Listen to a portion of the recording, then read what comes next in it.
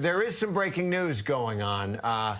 Former President Donald Trump has now been fined $10,000 by a judge for violating a limited gag order. The judge fined Trump $10,000, referencing a statement that the former president made in the hallway outside the courtroom in New York City. This is the case against Donald Trump in New York, the civil fraud case that has been going on. And he has been fined now. So let's go to senior investigative reporter Aaron Katersky, who just came out of court, along with executive editorial producer John Santucci, who's on the phone. Aaron, just tell us what happened. It was an extraordinary moment. Former President Trump is supposed to testify in his civil fraud case, but later as a witness for the state. Here, he was called to the witness stand, surprisingly, by Judge Arthur Engoron, who had listened to some of the statements Trump was making in the hallway and wanted to question whether he was referring in any way to his law clerk, Allison Greenfield, who sits next to the judge on the bench. The limited gag order was imposed after Trump posted on social media disparaging Allison Greenfield, the law clerk.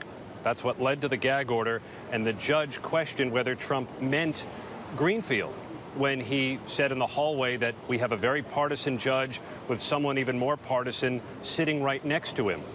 Trump insisted he meant Michael Cohen, who was seated on the other side of the judge in the witness chair, but the judge didn't buy it and believed that Trump was once again targeting his law clerk. He fined Trump $10,000 and said, don't do it again, or the next punishment, the judge said, would be worse. Inform people. So, John Santucci, what's next for the former president? It's not like, look, he can pay the fine. He's going to say whatever he wants. I mean, how much is this really going to impact him as he moves forward? Well, the money is not much, Kira. You just noted $10,000 for Donald Trump is a drop in the bucket. But here's the problem. It's a reminder yet again, as we've all been reporting, Donald Trump does not need to be at court right now. These are civil proceedings. He is not required to be there every day. And it has been a question, talking to sources close to the Trump legal team, if he ever said anything in the hallway that would cause him a problem. And as Aaron just outlined, literally today is that example on full display. Donald Trump made those comments in the hallway. The judge heard them. The judge brought him to the bench. And there we go, a $10,000 fine. The question now, if you're Donald Trump, you know he likes doing that. Can he resist that urge? We've all covered Donald Trump for how many years now? We know Donald Trump and a camera are very hard to separate. So to think that he would go again to court and resist the urge to make a comment like that, that is going to be a challenge. But one, you better stop doing. Otherwise, 10, 20, let's keep counting how many fines he'll have, Kira. Let's keep counting how many times he's talked before the cameras. Let's take a listen. And that's very clear. The other thing is that, as you know, and I say it again and again because I've never seen anything like it, I don't get a jury. This was a trial should have never been brought, but if we had a jury, it would have been fair, at least, even if it was a somewhat negative jury, because no negative jury would vote against me. But this judge will, because this judge is a very partisan judge, with a person who's very partisan sitting alongside of him. Oh, yeah. So those are the comments. We have a very partisan judge and a very partisan person sitting alongside next to him.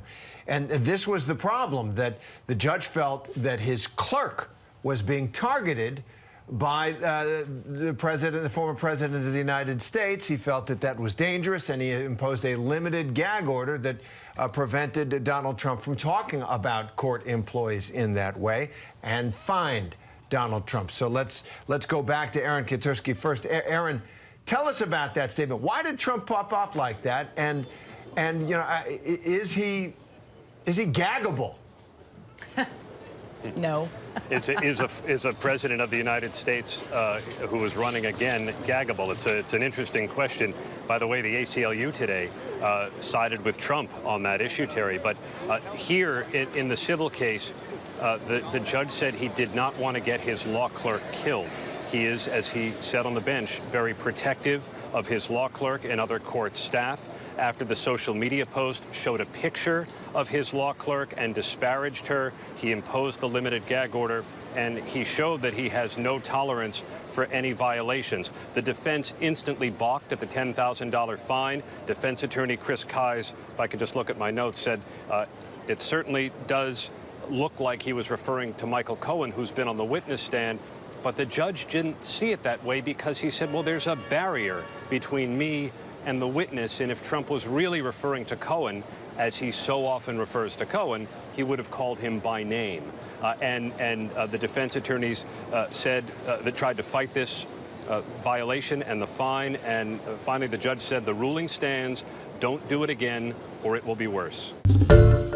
Hi, everyone. George Stephanopoulos here. Thanks for checking out the ABC News YouTube channel. If you'd like to get more videos, show highlights, and watch live event coverage, click on the right over here to subscribe to our channel. And don't forget to download the ABC News app for breaking news alerts. Thanks for watching.